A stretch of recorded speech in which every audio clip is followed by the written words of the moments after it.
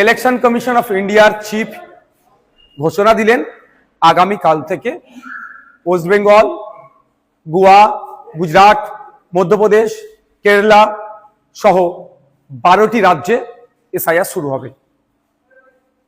এখন তারা কোথায়? তাদের বক্তব্য শুনতে আমার ইচ্ছে করছে। যারা বলেছিল পশ্চিমবাংলা এসআইআর হতে দেব না, করতে দেব না, তাদের অবস্থান কি? আটকাতে পেরেছে?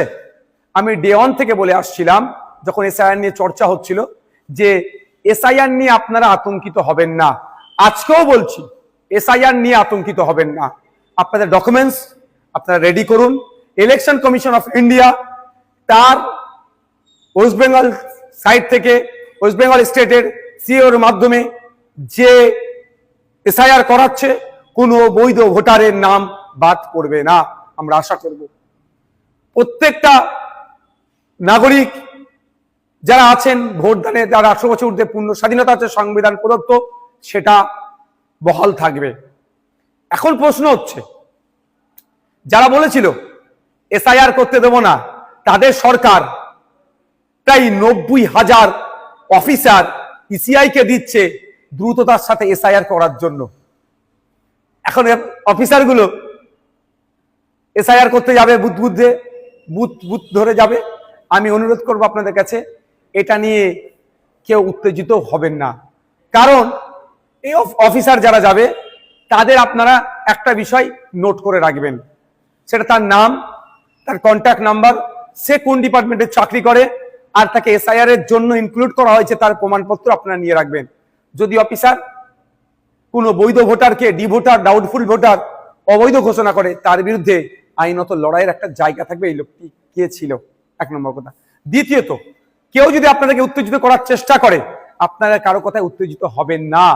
কারণ 2021 নির্বাচনের সময় তৃণমূলের নেতারা বলেছিল, সেন্ট্রাল ফোর্সের সামনে গিয়ে, সেন্ট্রাল ফোর্সকে আটকাতে গেলে ঘরে যা আছে, খুন্তি, ঝাঁটা, জুতো, কুদাল, এইসব কথা অনেক বলেছিল, গিয়ে দাঁড়াবে ওদের সামনে। এই করতে গিয়ে শীতলকুচিতে সেন্ট্রাল ফোর্সের গুলিতে 4 জন মানুষ মারা গিয়েছিল। আজকে 4 বছর অতিবাহিত হয়ে গেল, এখনো কিন্তু বিচার পেল না। তাই বলবো, কারো কথায় উত্তেজিত হয়ে এই ধরনের ভুল পদক্ষেপ নেবেন না আপনারা। দেখুন, এটাতে বেশ কটা স্টেপ রেখেছে। প্রায় 1 মাস বুথ লেভেল অফিসারদের কাজ হবে বাড়ি বাড়ি গিয়ে এইগুলো সার্ভে করা, এই নির্দিষ্ট প্রক্রিয়া সম্পূর্ণ করা। তারপরে পাবলিশড হবে।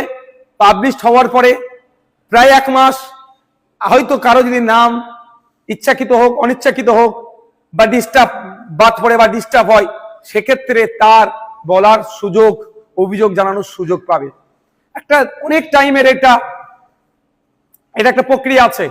সুতরাং হুট কথায় কারো কথা শুনে উত্তেজিত হয়ে যাবেন না, কারো ফাঁদে পা দিয়ে ফেলবেন না। এবার আমি উদাহরণস্বরূপ বলছি, আমার বাড়ি জাঙ্গিপাড়া বিধানসভার ফুরফুরা শরীফ অঞ্চলের 90 নম্বর বুথে, আর আমি চিৎকার করছি, আপনার বাঁকুড়াতে অমুক বুথে নাম বাদ পড়েছে, বীরভূমে অমুক বুথের নাম বাদ পড়েছে।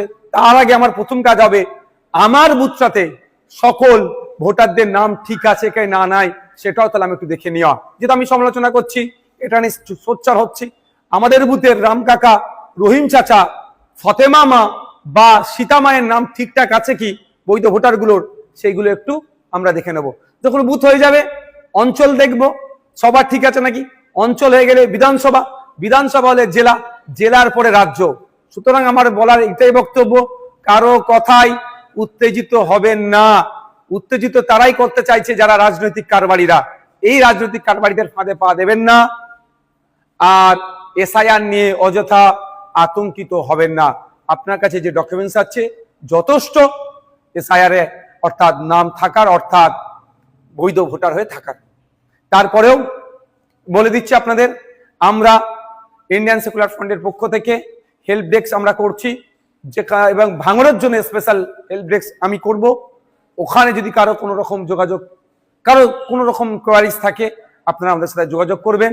আমরা এক্সপার্টদের দিয়ে এই সমস্যার সমাধান করব।